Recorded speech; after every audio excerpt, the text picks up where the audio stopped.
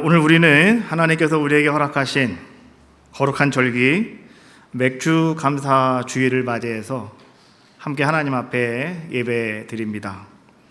우리가 느헤미야서를 읽다가 보면 남유다가 바벨론에게 멸망당한 이후에 170년이라고 하는 시간이 지나갔음에도 불구하고 아직도 무너진 성벽이 그대로 있고 아직도 불타나 남은 것들이 그 흔적들이 그냥 그대로 남아있다라고 하는 이야기를 느헤미야가 예루살렘을 다녀온 사람들에게 듣게 돼요.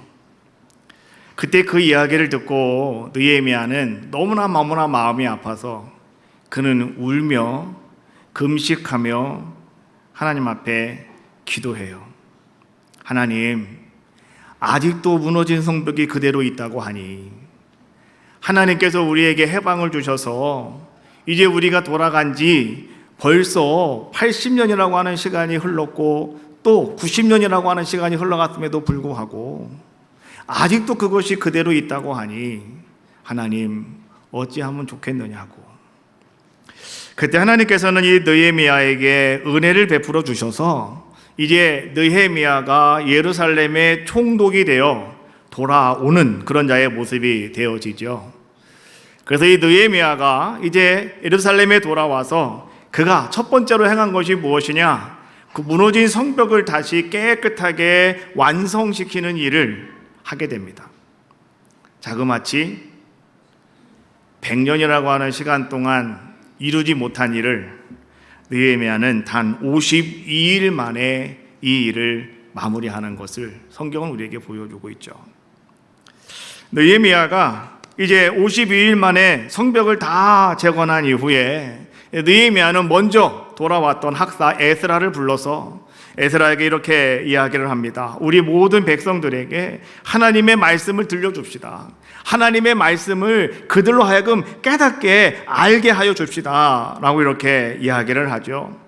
그래서 에스라가 모든 사람들을 그 성 안 수문 강단에 다 모여놓고요, 이제 그들에게 무엇을 합니까? 하나님의 율법 말씀을 읽기 시작을 하는 겁니다.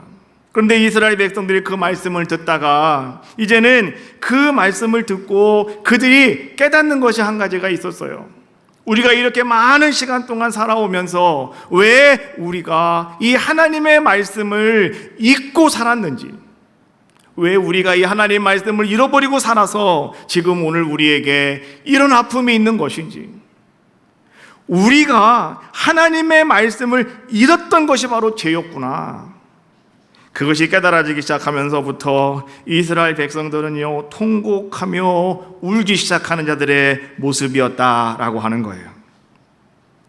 그때 느헤미야와 에스라는 통곡하며 울고 있는 이스라엘 백성들을 바라보며 이렇게 얘기했어요.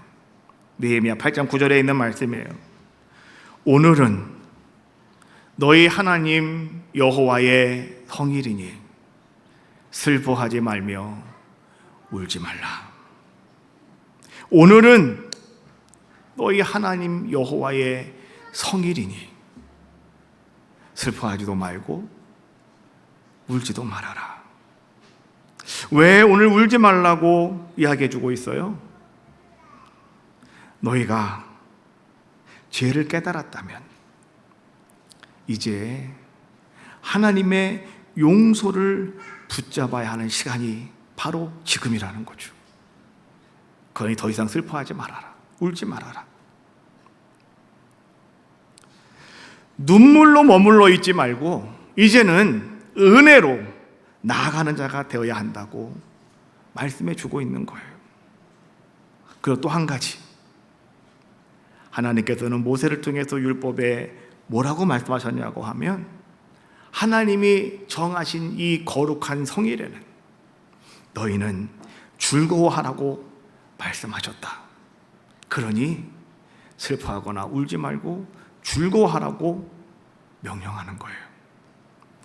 신명기 16장 10절로 11절에 있는 말씀에 보니까 이렇게 말씀하십니다. 내 하나님 여호와 앞에 7일절을 지키되 내 하나님 여호와께서 내게 복을 주신 대로 내 힘을 헤아려 자원하는 예물을 드리고 이 77절이라고 하는 게 뭐냐? 이것이 바로 오늘 우리가 하나님 앞에 예배드리는 맥주절입니다.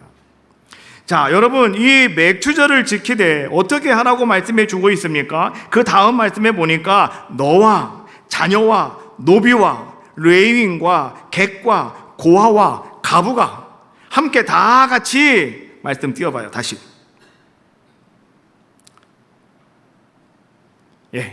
다 같이 어떻게 하라고 말씀해 주고 있냐고 한번 따라 한번 해볼까요? 여호와 앞에서 즐거워할지니라.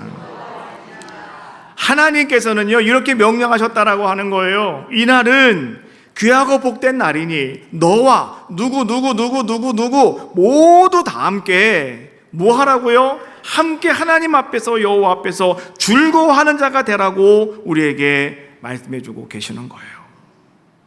하나님께서는요 거룩한 날이라 정하신 그날을 우리는 성일 이렇게 이야기하는데요, 그것이 바로 오늘 우리가 지키는 이 절기입니다. 이때는 우리의 슬픔이 아무리 크게 있다 하더라도 이 슬픔을 잡는 날이 아니라 이날은 뭐라는 거예요? 하나님의 은혜를 붙잡는 날이라는 거예요. 오늘은 하나님의 은혜를 잡는 날이다. 하나님께서 오늘 우리에게 그런 은혜를 베푸시는 날이 바로 오늘이라는 거예요. 우리의 인생이라고 하는 것은요, 살다 보면 정말 울 수밖에 없는 이유들이 참 많이 있습니다. 오늘 이스라엘 백성들처럼 죄라고 하는 것을 깨달았고 그것이 너무나 무거워서 감당이 안 돼서 그냥 울 수밖에 없는 상황이 있고요. 또 여러분들이 뭔가 해보려고 하다가 실패했어요. 그래갖고 실패 때문에 하는 수 없이 그냥 우리는 눈물을 흘리며 우는 경우도 있고요. 또 여러분들이 어떤 삶 속에 맞이하는 절망, 상실함 이런 것들 때문에 우리는 그냥 우는 경우도 있다는 거죠. 아마 여러분 가운데는요, 어젯밤 긴 밤에 말이죠, 남모르게 눈물을 흘리면서 아마도 긴 밤, 그 밤을 지새운 분도 아마 여러분 가운데 어떤 분은 있을 수도 있어요.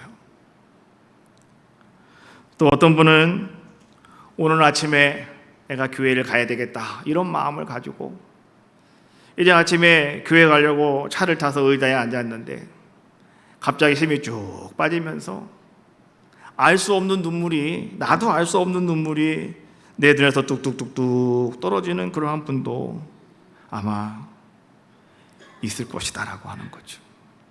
다른 사람의 사정을 우리는 잘 몰라도 그런 분이 분명히 있다고요. 오늘 우리 하나님께서는 그러한 모든 분들에게 말씀하셔요. 분명하게 말씀하셔요. 이렇게 말씀하시는 거예요. 눈물의 자리에 머물지 말고 믿음으로 일어서라고. 할렐루야. 왜요? 오늘은 성일입니다. 오늘은 거룩한 날이에요. 오늘은 복된 날이에요. 그래서 오늘은 우리가 더 이상 눈물의 자리에 머물러 있으면 안 되고 우리는 하나님의 은혜를 붙잡는 아름다운 날이 되셔야 된다. 그래서 오늘 여러분 눈물의 자리에 머물지 마시고 오늘 믿음으로 일어서시는 우리 모든 성도님들이 다 되시기를 주님의 이름으로 축복합니다. 누가복음 7장 11절 말씀해 보니까 성경이 이렇게 말하고 있어요. 그 후에 예수께서 나인이란 성으로 가실새 제자와 많은 무리가 동행하더니, 예수님이 나인 성으로 돌아가시는 모습을 성경은 우리에게 지금 알려주고 있는데요, 이 나인이라고 하는 것은 어떤 곳이었느냐? 이스라엘을 보면 저 위에 헬몬산이 있고 그 밑에 갈릴리 바다가 있어요. 갈릴리 호수라고도 얘기하는, 그냥 갈릴리라고 우리가 얘기합시다. 이 갈릴리에서 한 40km 정도 가면 여기가 이 작은 마을 하나가 있는데 여기가 바로 나인이라고 하는 마을이에요. 여기서 40km 정도 되면 한 용인쯤 되겠죠. 용인쯤. 그렇죠? 한 용인쯤에 있는 그런 동네다라고 이렇게 여러분들이 알고 계시면 이해하시면 될 것 같아요. 근데 이 나인이라고 하는 이 동네에 이름이 있습니다. 이 나인이라고 하는 말의 뜻은요, 이런 뜻이에요. 기쁨, 아름다움, 이런 뜻을 가지고 있어요. 그래서 거기에 있는 모든 사람들은, 나인성에 살고 있는 많은 사람들은 언제나 기쁨을 추구하는 사람들이고 아름다움을 추구하는 사람들의 모습이었다라고 하는 거예요. 근데 오늘 주님께서 그 나인성을 향해서 가셨다라고 하는 것이 성경이 우리에게 주고 있는 말씀이죠. 그런데 예수님께서 나인성으로 들어가실 때 그 성문 길에는요, 한 행렬이 있었다는 거죠. 그 행렬은 어떤 행렬이었냐고 하면 죽은 아들을 따르는 슬피 우는 한 여인이 있었고요, 그 여인을 위로하며 함께 따라오는 많은 슬픈 무리들이 있었다는 거예요. 그러나 반면에 또 한편에서는 어떤 사람들이 있었습니까? 나인이라고 하는 기쁨과 아름다움이라고 하는 것을 추구하며 오늘 그곳을 향해서 나아가고 있는 생명이신 예수 그리스도와 예수님을 따르는 제자들이 그곳에 있었다라고 하는 것이죠. 그런데 그들이 가다가 그 성문 앞에서 만나게 되어지는 모습을 성경은 우리에게 이야기해 주고 있는 거죠. 예수님께서는 나인성에 왜 가셨을까? 예수님이 그냥 그곳에 가시다가 우연히 오늘 장례를 치러러 가는 오늘 한 무리를 주님은 만나셨을까? 우연히 그런 일이 일어난 것일까? 라고 여러분 생각할 수도 있겠지만은, 그러나 그것은 오산이죠. 예수님께서는 우연히 어디를 가신 적은 한 번도 없어요. 예수님은 항상 목적이 있습니다. 예수님이 여리고에 가셨을 때는 삭개오라고 하는 사람을 만나기 위해서 뽕나무 밑으로 지나가셨고, 예수님이 사마리아로 가셨을 때는 한 여자, 시간이 되어지면 물을 들어오는 한 여인을 만나기 위해서 주님께서는 사마리아로 가셔서 우물가로 가신 거예요. 주님은 그냥 가신 것이 아니라 누구를 만나기 위해서, 한 사람을 만나기 위해서 주님은 그곳으로 가셨다는 거죠. 오늘 주님께서는 그 기쁨과 아름다움이 있는 그곳에서 큰 절망 속에서 아들이 죽음으로 말미암아 큰 절망을 짊어지고 슬피 울며 나아가고 있는 한 여자, 너무너무 슬퍼하며 눈물밖에 보일 것이 없는 한 여인, 오늘 이 여인을 만나주기 위해서 오늘 주님께서는 그 나인이라고 하는 성으로 가셨다는 거예요. 성경은 이렇게 말합니다. 누가복음 7장 13절 말씀해 보면 예수께서 가부를 보시고 불쌍히 여기사 울지 말라 하시고 라고 말씀해 주고 계셔요. 여기서 불쌍히 여기다라고 하는 말의 원어를 보니까요, 원어는 이런 단어로 기록이 되어 있어요. 스플랑크 니조마이라고 하는 단어로 기록이 되어 있어요. 이 스플랑크 니조마이라고 하는 단어는 어떤 뜻을 가지고 있냐고 하면 이런 뜻이에요. 여러분, 우리 속에 있는 창자가 있지 않습니까? 눈으로 보이지 않는 곳, 뱃속에 있는 창자, 이 창자가 막 뒤틀려지면은 아픔, 여러분 그런 경험 해보셨습니까? 창자가 뒤틀려지는 아픔. 저는 금식기도 하다가 그거 한번 경험해봤어요. 야, 창자가 뒤틀리는 게 이런 고통이구나. 금식기도 할 때 정말 너무너무 힘들더라고요. 근데 진짜 그때 내가 고통이 바로 창자가 막 뒤틀리는 고통이었어요. 창자가 뒤틀리는 고통. 오늘 예수님께서는 말이죠, 불쌍히 여겼다라고 하는 그 말은 이런 뜻이에요. 오늘 예수님은 오늘 한 여자, 오늘 성경은 가부라고 말씀해 주고 계신데, 오늘 여자의 깊은 슬픔을 보시며 오늘 주님께서는 속이 뒤집히듯이 아파하는 마음으로 오늘 주님은 그 여자를 만나 주셨다라고 하는 거예요. 고대 이스라엘 사회에서는 말이죠, 이 가부는 뭐의 대명사냐고 하면 가장 불쌍한 사람, 가장 연약한 사람, 그리고 소망이 없는 사람, 이런 말의 대명사가 바로 성경에서 말하는 가부라고 하는 단어였다라고 하는 것이죠.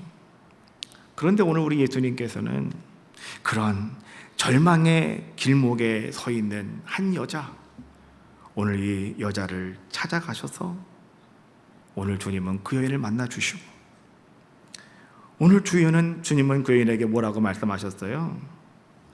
울지 말아라. 울지 말아라. 그의 눈물을 멈추게 해 주셨다는 거예요. 우린 분명히 아셔야 됩니다. 여러분, 우리의 눈물을 멈출 수 있는 능력이 있으신 분이 과연 누굴까? 그분은요, 예수 그리스도시라는 거예요. 예수님은 그런 능력이 분명히 있으신 분이셨다라고 하는 거예요. 어떻게 오늘 주님께서 그의 눈물을 멈추게 해주셨습니까? 누가복음 말씀은 계속 이렇게 말합니다. 14절 15절 말씀해 보니까 청년아 내가 네게 말하노니 일어나라 하심에 죽었던 자가 일어나 앉고라고 말씀해 주고 있어요. 예수님께서는요, 이제는 죽은 그 아이를 바라보면서, 죽은 그 아들을 바라보면서 오늘 주님은 그에게 한 말씀 하셨어요. 뭐라고요? 청년아 일어나라. 주님의 말씀 한마디에 여러분, 죽음의 권세가 물러갔다는 거예요.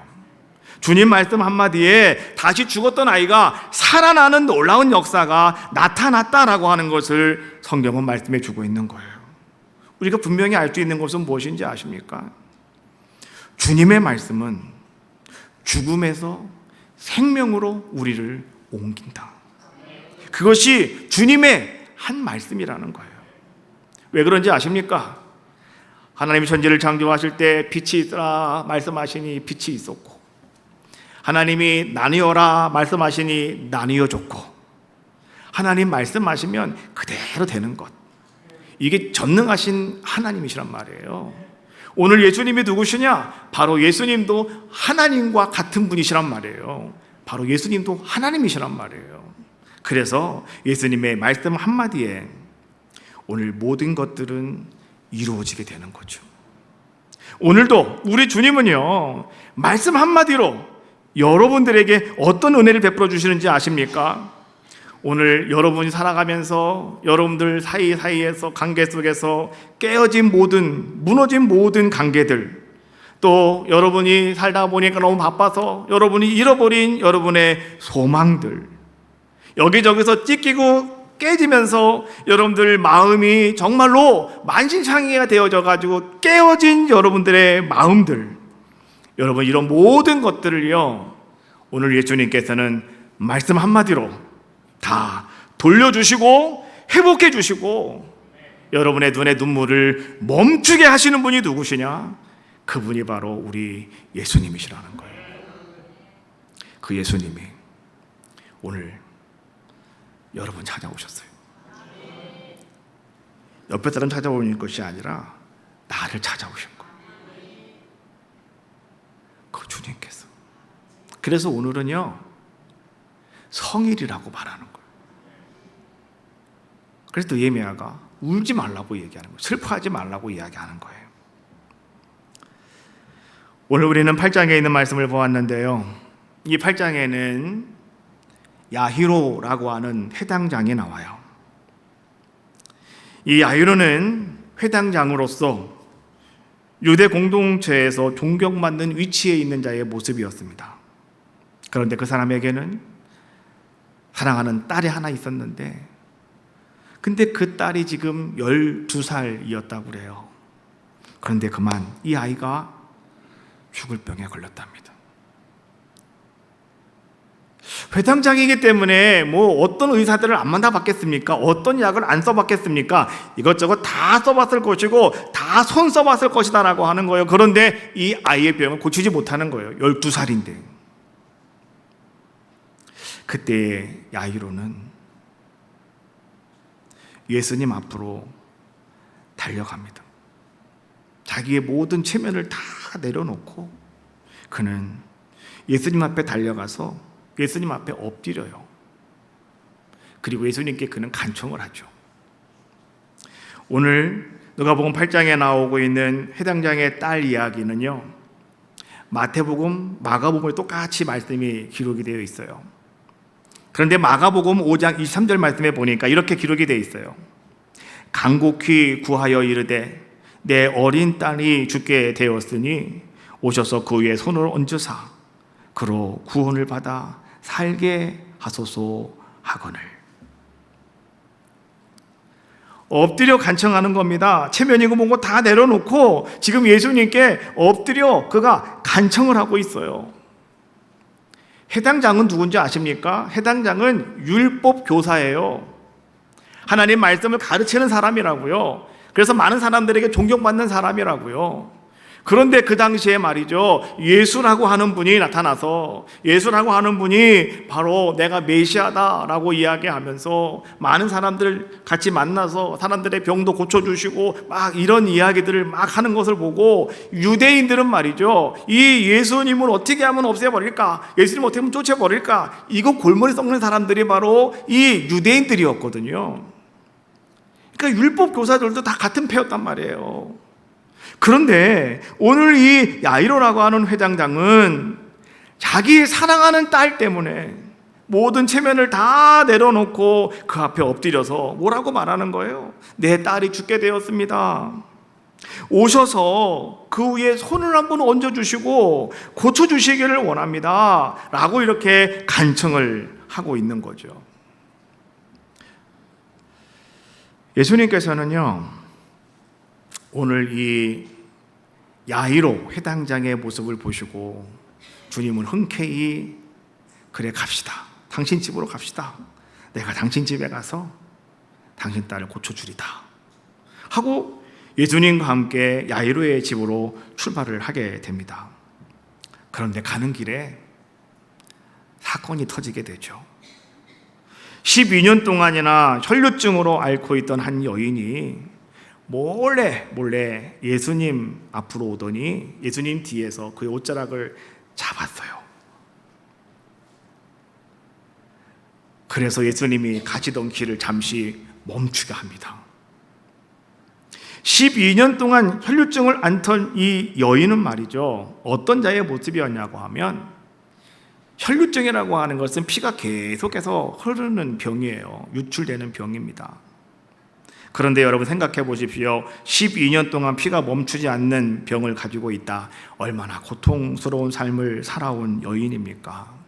또 이 여인은 그 병을 고치기 위해서 여기저기 의원들을 만나고 많은 약들을 다 그가 먹어보고 다 했지만은 성경은 그렇게 말하더라고요. 자기의 재산만 다 허비해 버리고 말았다라고 이렇게 이야기해요. 아무 소용이 없었다 이런 얘기예요. 아무 소용이 없었다. 한마디로 이걸 얘기하면 해결 불가능 이런 뜻이에요. 해결 불가능. 그런데 이 혈루증 여인은 말이죠, 어떤 마음이 있었냐고 하면, 어떤 믿음이 있었냐고 하면, 그래 내가 사람들 앞에는 나갈 수가 없어요. 왜? 혈루증이라고 하는 것은 부정한 병이기 때문에 사람들 앞에 갈 수가 없어요. 그래서 내가 몰래라도 내가 예수님 뒤에 가서 예수님 옷자락만 내가 잡는다 하더라도 오늘 내 병이 나을 것만 같은 믿음이 오늘 이 여인에게는 있었다라고 하는 것이죠.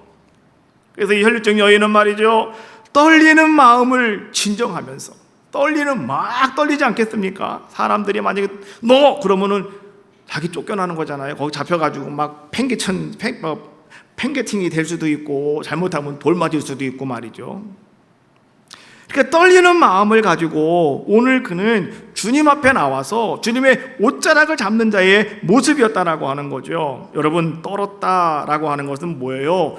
두려움이 가득 찬 자의 모습이었다라고 하는 거죠. 그런데 오늘 주님께서는 그 두려움을 가지고 나와 주님의 옷자락을 잡았던 그 여인에게 주님 뭐라고 말씀하십니까? 48절 말씀해 보니까 딸아 내 믿음이 너를 구원하였으니 라고 말씀해 주고 있어요. 내 믿음이 너를 구원하였다 라고 주님께서는 선포하고 계시더라는 거예요. 우리가 신앙생활 하다가 보면은요, 그리고 지금도 마찬가지입니다. 여러분, 항상 우리는요, 믿음이라고 하는 것과 두려움이라고 하는 것이 항상 공존하게 돼 있어요. 그런데 이 믿음이라고 하는 것과 두려움의 싸움에서 오늘 여러분들이 믿음으로 가까이 나아갈 때, 믿음을 가지고 오늘 여러분들이 예수님 앞에 가까이 나아가고 하나님 앞에 가까이 나아가고 기도의 자리에 가까이 나아갈 때 어떤 일이 일어나느냐? 오늘 여러분들에게는요, 기적이라고 하는 것이 일어난다라고 하는 것을 오늘 강력하게 전하고 있는 것이 오늘 이 이야기라고 하는 거예요. 믿음과 두려움 다 있죠. 어떻게 해야 될 것인가? 두려움이 여러분들을 이기면 여러분은 그냥 그렇다 끝나는 거예요. 그러나 믿음을 가지고 나아가면 기적이 나타나요. 사람들이 안 된다라고 하는, 사람들이 끝났다라고 하는 그 일이 보기 좋게 되는 거예요. 오늘 말씀을 가만히 또 읽다 보면 야이로의 딸은 12살이라고 이렇게 이야기하고요. 또 혈류증 여인은 12년 동안 혈류증을 앓던 여인이었다라고 이렇게 이야기해요.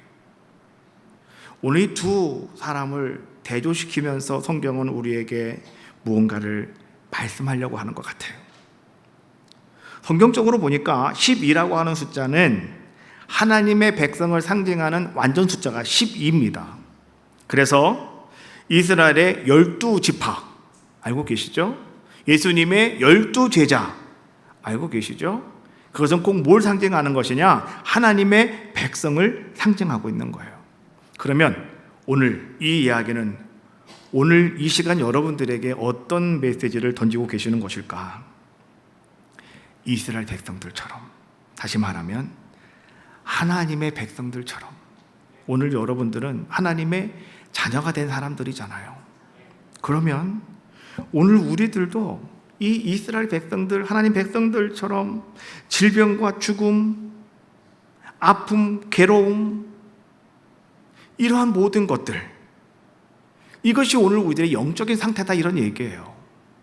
이런 영적인 상태 속에 있는 우리들을 상징하고 있는 것이 바로 12살 먹은 어린아이와 12년 동안 혈류증을 앓고 있던 여인의 이야기다라고 하는 거죠.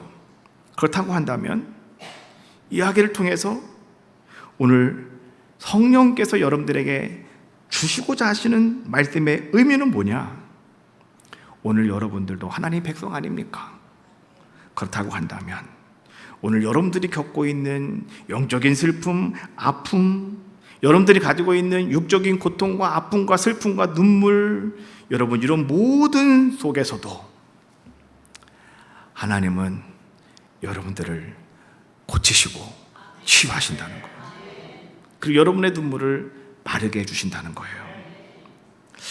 누가복음 8장 49절 말씀해 보니까 이제 해당 장의 집에서 사람이 와서 말하되 당신의 딸이 죽었나이다. 선생님을 더 괴롭게 하지 마소서 하거늘, 이렇게 말합니다. 그렇게 예수님이 가시다가 12년 혈류증 여인 때문에 잠시 멈춰서 그 여인과 이야기하고 병 고쳐주시고 막 이런 일이 있는 동안에 아플싸 그만 해당 장의 그 예쁜 12살 먹은 딸이 죽어버리고 말았다는 거예요. 그 사람들이 찾아와서 죽었으니 이제 끝났으니 더 이상 예수님에게 괴롭게 하지 마세요 라고 사람들이 이야기하더라는 거죠. 근데 예수님께서 그 말을 들으셨어요. 50절 말씀해 보니까 예수께서 들으시고 이르시되 그에게 뭐라고 말씀하고 오셨습니까? 따라합시다. 두려워하지 말고 믿기만 하라. 두려워하지 말고 믿기만 하라. 두려움과 믿음, 다시 이것이 지금 공존하고 있는 거예요. 여러분, 그런 상황 속에서 딸이 죽었다는데요? 그럼 끝난 거잖아요. 오늘 야베스가, 이 야이로가 그 말을 듣고 얼마나 마음속에 힘듦이 있겠습니까? 그 두려움, 주님 말씀하시는 거예요. 이거 아니야. 믿기만 해. 할렐루야. 믿기만 하면 된다는 거예요. 오늘 주님이 여러분들에게 말씀하셔요. 두려움과 믿음이에요. 우리의 모든 신앙생활은. 지금 여러분의 상황은 믿음과 두려움이라고요. 두려워하지 마시고 믿으시면 됩니다. 할렐루야. 믿으시면 되는 거예요. 예수님께서는 그의 집에 당도하셔서 베드로, 야고보, 요한을 데리고 그 집 안으로 들어가십니다.